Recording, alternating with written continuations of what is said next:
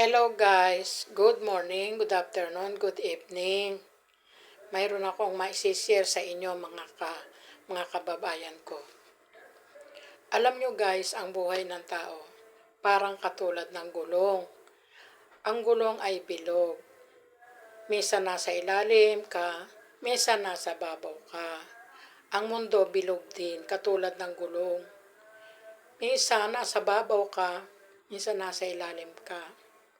Pag dumadating tayo sa panahon na nasa ilalim, yan na ang time na hindi natin dapat kalilimutan tumawag sa Panginoon. Nasa ibabaw man tayo, kailangan huwag makakalimot tumawag sa Panginoon. Ibig sabihin, mag-up and down man ang buhay natin, huwag tayong makakalimot tumawag sa Panginoon, sapagkat ang Panginoon lamang ang nakakaalam ng ating buhay, kung ano ang bukas, kung ano ang ngayon. Wala tayong magagawa kapag lumayo tayo sa Panginoon. Kaya't kailangan manatili tayong may relasyon sa Diyos. Huwag maging mapagmataas sa kapwa. Huwag maging matapobre. Dahil kung minsan nababaliktad ang mundo. Ako nga noong araw, mahirap lang kami. Kung tutusin, parang hindi ako makatatapos ng pag-aaral.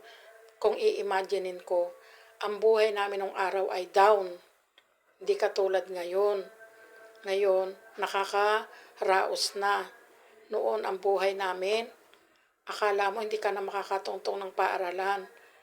Biro mo, 1965, nag-aaral ako elementary, ang baon ko 5. Nang mag-high school ako, ang baon ko 25. Nang mag-college ako, hindi ako pumapasok sa kantin. Alam niyo kung bakit? Pumapasok ako, nagbabaon ako ng sarili kong pagkain. Kasi pag pumasok ako sa kantin sa Jose Rizal College, alam nyo, napakamahal ng bilihin sa kantin. Hindi ko kayang lumaban ng sabayan sapagkat ako'y self-supporting student lang.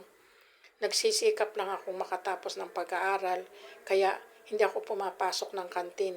Nagtitiis ako kung ano ang baon ko galing sa bahay, yun lang.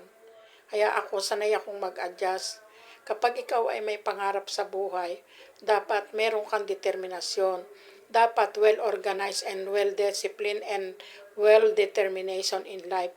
Yan ang pananatiliin natin sa ating buhay. At huwag makakalimot sa Panginoon. Huwag tayong tumulad sa iba na mapagmataas. Ganon. Kailangan manatiling kapag kumikita ka, mag-savings ka ng mag-savings para huwag mo nang maranasan ang katulad ng dati na hirap sa buhay. Ako nga nung elementary, nararanasan ko, magtinda ng bayabas, magtinda ng sampalok, magtinda ng mangga sa mga classmate ko para lang may baunin ako. Dahil ang parents ko magsasaka lang. Magsasaka lang kami talaga. Maasa lang kami sa ani sa bukid. Ganon. At kung may ani sa bukid, yan ka palang magkakapera. Kaya ang ginagawa ko, nagtitinda ako ng mga bagay na pananim sa bakura namin para ako'y magkapera. Noon naman ako'y mag-high school, self-supporting din ako. Alam nyo kung bakit? Nag-aaral ako, ang baon ko 25. Kung aasa ka sa bukid, July ang tanim, November ang ani. Anong magiging baon mo araw-araw? Ang ginagawa ko, nag-self-supporting ako. Pag nag-aral ako sa high school, sa hapon, naglilinis ako ng bakery ng classmate ko at nagsisilid ako ng tinapay sa supot na plastic. At sinusweldohan naman ako ng nanay ng classmate ko ng 2 piso. Pagkatapos, yung 2 piso na yan, sa buhay natin ngayon, 2,000 ang katumbas niyan. Noong araw, ang piso ay katumbas ngayon ng 1,000. Noong naman ako ay dumadating ng Biyernes, Lunes siyempre, hanggang Biyernes nasa school ka. Pagdating ng Biyernes ng hapon, pupunta ako doon sa bahay ni Aling Marina sa Kapihan. Ninang yan ng kapatid ko sa kasal. Nananahi ako dyan ng baby dress. Tim Biyernes ng hapon hanggang Linggo ng hapon. At Lunes ng umaga, babalik ako uli sa school para mag-aral sa high school. At paglabas naman ng Lunes ng hapon hanggang Biyernes yan, naglilinis ako ng bakery. Nagsisilid ako ng tinapay sa supot na plastic para lang makahawak ako ng pera. Kasi mahirap lang ang buhay namin. Nung naman ako'y nag-college, ganun din. Self-supporting pa rin. Kailangan makipagtulungan ka sa parents mo. Hindi po pwedeng pag may pera ka, pag mataas ka. Ako nung nag-aaral ng college, sa Jose Rizal College, diyan ako nag-aaral ng education. Alam nyo, hindi ako nakaranas na pumasok sa loob ng school ng kantin. Hindi talaga, iniiwasan ko. Kahit nakikita ko nagkakalipon-pon sila sa kantin, hindi ako nakikisabay. Alam nyo kung bakit? Wala naman akong perang ibibili ng pagkain sa kantin dahil napakamahal dyan. Hindi ako kakatapos ng college kapag ako araw-araw umasa sa kantin. Dahil mahal ang bilihin sa kantin. Ganyan ang buhay ko nung college. Nagbabaon ako ng pagkain ko. Kasi nga, ang buhay ng tao parang gulong. Parang up and down. Minsan nasa ilalim ka, minsan nasa babaw ka. Ako nakapag-aral ng college dahil ang tatay ko, veterano.